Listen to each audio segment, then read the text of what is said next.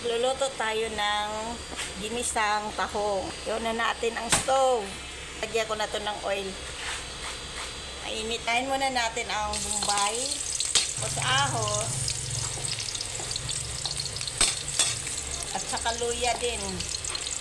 Ilagay ko na din tong dahon ng laurel. Ilagay ko na tong tahong. Ayan ang paminta. Takpan muna natin. Lagyan ko ng asukal, kunting asukal lang. Sweet chili sauce para may kunting anghang. Kunti lang naman.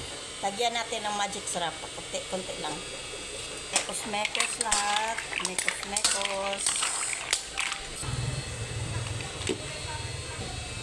At lalagyan ko siya ng kaunting tubig.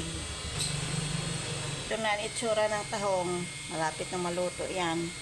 Lahat ng nilagay ko ditong ingredients is tsansa lang. At nagluto pala ako ng 1/2 kilo na tahong. Pinakuluan. Pinakuluan ko to ng maayos para maluto siya.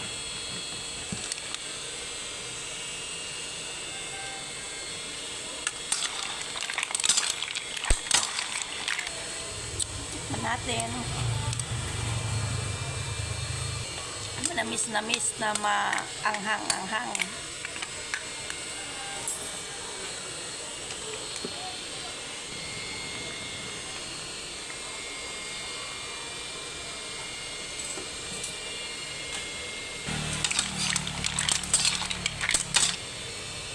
Ito na ang tahong. Luto na. Papatayin ko na ang stove.